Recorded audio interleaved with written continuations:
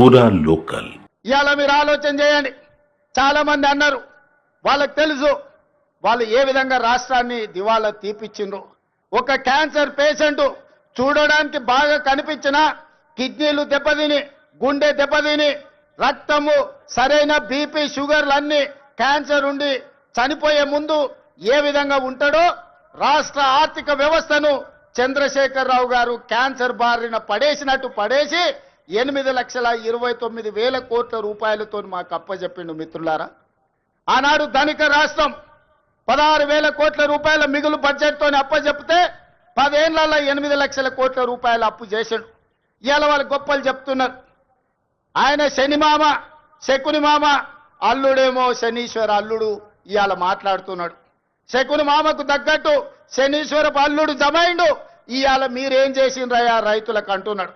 ఆనాడు రైతు భరోసా ఇవ్వాలంటే కోకపేటలో భూములు అమ్మిండు. రైతు రుణమాఫీ చేయాలంటే ఔటర్ రింగ్ రోడ్డును తెగనమ్మిండు. రైతుల పేర్ల మీద అప్పులు చేసిండు. రైతుల పేరు మీద దోపిడీ చేసిండు. రైతులకు నీళ్లు ఇస్తున్నాని కాళేశ్వరం పేరు మీద 1,00,000 కోట్ల రూపాయలు కొల్లగొట్టిండు. ఇవాళ రైతుల ముసుగులో రైతు సెంటిమెంట్ను అడ్డం పెట్టుకొని ఆనాడు భూములు అమ్ముకోవడమే కాదు, ఔటర్ రింగ్ రోడ్డును తాకట్టు పెట్టడమే కాదు, 1,00,000 కోట్ల రూపాయలు కాళేశ్వరంలో కట్టడం కూలడం జరిగింది.